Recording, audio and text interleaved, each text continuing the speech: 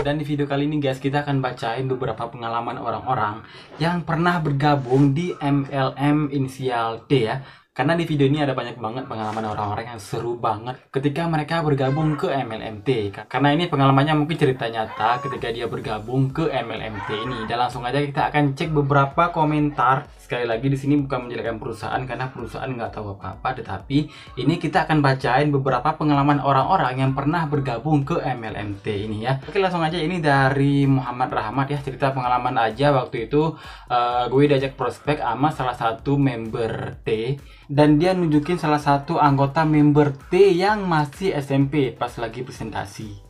Masih SMP, emang ada ya? Dan katanya di usia segitu udah bisa beli motor cash hanya dalam waktu 4 bulan. Ada yang percaya nggak? Tapi di fotonya motor tersebut menggunakan DD ya, yang akhirannya XY, yang berarti cicilan. Waduh, cicilan ya, katanya cash tadi ya. Oke, tapi ditulisnya di foto tersebut katanya cash dong. Kan dia jelasin begitu biar bisa buat gue tertarik untuk join, dan mereka dapat bonus deh. Ya, ini benar juga ya. Terus pas akhir presentasi gue dimintain uang 2000 buat bayar primaterinya. Tapi kan dianya bilang dia itu pengusaha. Masa biar ngejelasin gitu aja minta uang 2000? Oke, next, ini dari akun dari rakyat ya. Keluarga gua pernah di prospek dulu tahun 2005 saat gua masih SMP. Tetangga sendiri yang prospek, disuruh ikut gabung, mana iming-imingnya bisa beli pesawat, mobil dan lain-lain. Untung bokap gua logika 100%. Mau kaya ya kerja. Gua dan keluarga alhamdulillah lebih baik. Yang prospek masih sama aja. Bahkan anaknya jadi bulian gua, anak hasil bisnis MLM. Maaf, nggak ada kata ampun dengan kayak gitu. Waduh, sampai anaknya dibully. Ini bukan salah anaknya ya, ini salah orang tuanya. Kenapa ikut gabung sampai mengiming-imingi orang sedangkan dia sendiri ya nggak berhasil gitu. Oke, next dari Rasakan TV. Saya pernah gabung bang, udah sampai bintang 6. Downline banyak, terus saya keluar karena upline saya penipu semua. Terasa berdosa banget sama downline yang masih berharap. Karena kalau jujur nggak dapat downline. Dia jujur ngajaknya langsung ke bisnis, nggak bakal ada yang mau kayaknya ya. Miris hidup saya waktu ikut T. Waduh, ini jadi pengalaman juga untuk kita semua guys. Oke, next dari akun Tafakur. Seperti aneh nih bang, aneh pernah kejebak di MLMT ini. Ceritanya ini waktu kuliah ada teman seangkatan ngajak bisnis. Pas ditanya bisnisnya katanya bilang ikut aja dulu. Sempat bimbang, akhirnya ikut juga ke ajakan teman saat itu, dan ternyata diajak ke seminar T, mana harus bayar tiket masuk lagi, pas materi diiming-iming kapal pesiar dan segala macamnya.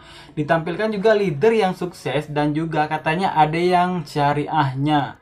Habis acara di prospek disuruh gabung dengan berbagai cara termasuk ngutang. Katanya bisnisnya menjanjikan dan sebagainya. Jujur aneh nyesal ikut seminarnya, bukannya untung malah buntung. Habis uang yang cukup besar untuk seukuran aneh waktu itu masih kuliah. Mana pulang kejebak hujan lagi.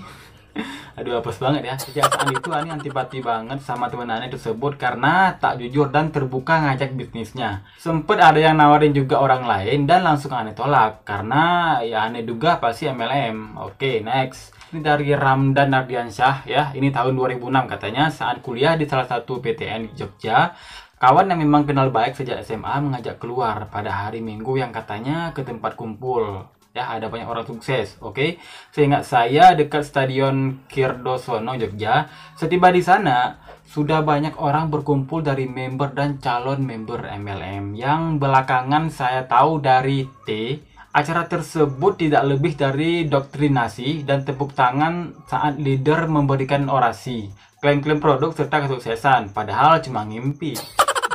Dan luar biasanya, acara 4 jam tersebut tidak menghasilkan apa-apa di otak saya selain tepuk tangan, kata sukses, dan kaya. Akhirnya 4 tahun berteman terhapus doktrin sehari dan berpisah jalan sejak saat itu. Ini gara-gara hal yang kayak gini, ini bisa merusak pertemanan kita guys. Oke, next, ini dari dua putri ya.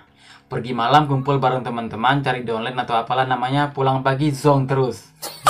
Makan minta di orang tua, udah makan langsung tidur. Enak bener hidupnya, cuma bisa nyusahin orang tua. Itulah hidup adik gue yang sekarang, yang jadi member T. Kebanyakan halu, gaya oke, tapi dompet tipis.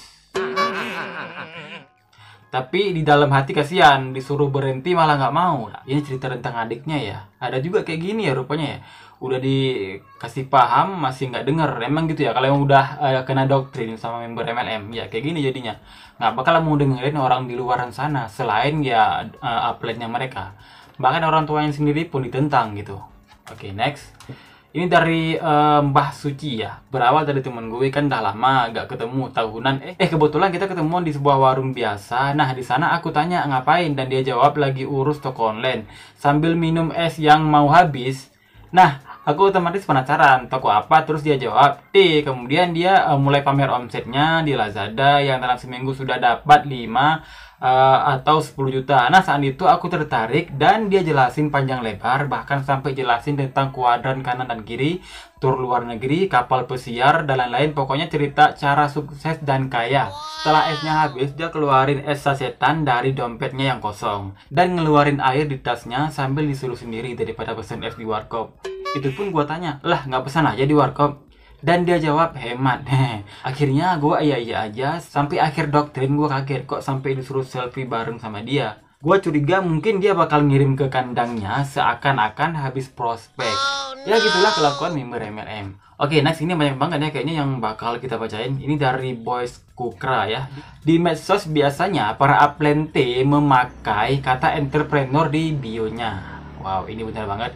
Padahal kata itu lebih tepatnya dipakai untuk orang yang mengembangkan perusahaannya dengan berinovasi sendiri, melakukan aktivitas wirausaha, bukan menjual produk milik perusahaan dengan mencari downline lagi. Itu bukan entrepreneur namanya secara halus. Kalian itu adalah karyawan yang sedang diberikan reward jika berhasil mencapai target tertentu. Kalau udah dapat kapal pesiar, nanti kabarin ya. Oke, next, ini dari Nyagata Priyo Anggada. Gue juga pernah pengalaman di T. Waktu itu gue diajak seminar sama sepupu temannya gue. Katanya bayar 80.000, ntar dapat 200.000 plus dapat sertifikat. Siapa yang nggak mau dong investasi 80.000 dapat 200.000? Untung 120.000 dong. Pas seminar malah dengerin cerita kesuksesannya. Cerita anak kecil yang dari orang nggak mampu sampai mau berutang untuk gabung sama T. Gue dengerinnya rata-rata nggak percaya, sumpah. Yang gua bingung, orang-orang di dalamnya peserta seminar antusias banget melihat seminar itu. Gue jadi mikir, ini seminar apa cuman ajang pamer kesuksesan? Singkat cerita, akhirnya gue tagih dong duit yang 200.000 itu. Tapi apa? Sampai sekarang sertifikatnya aja belum dapat, cuy. Goblok. Ya, itu gue paling benci yang namanya MLM. Yang katanya MLM itu baik kok, cuman oknum-oknum aja yang nakal. Awal-awalnya aja sih gue percaya, tapi setelah gue ikut seminar, gue jadi mikir kalau oknum petingginya aja ngomongnya rata-rata ngibulin gitu, ya gak heran sih bawah-bawahannya ngekor juga. So, pesan gue nih untuk yang belum atau sudah terlanjur ikutan, kejujuran itu adalah salah satu poin utama dalam hidup. Ini benar banget. Ini yang sering dibahas Ugi Dewan Channel, karena mereka, para oknum MLM, nggak pernah ataupun jarang banget ya yang jujur di awal. Mereka selalu menjebak di awal dan ujung-ujungnya mereka ternyata dibawa ke tempat seminar. Itu nggak banget ya. Oke, next, ini dari Jihad Asyari. Gue pernah di prospek T, ditanya apa impian gue saat lulus sekolah. Gue bilang gue ingin kuliah ataupun dapat pekerjaan. Dia ngajak gue, anjing. Untuk apa bekerja sama orang, bla bla bla segala macam. Sekarang dia udah keluar dari T, gue lihat hidupnya gitu-gitu aja. Walaupun dia bilang bisa beli ninja dari tabungan dia. Entahlah, untung dulu gue nggak kasih alamat gue. Kalau sempat dikasih alamatnya udah habis nih di prospek sekeluarga ya. Oke, next, ini dari Ibnu Akbar.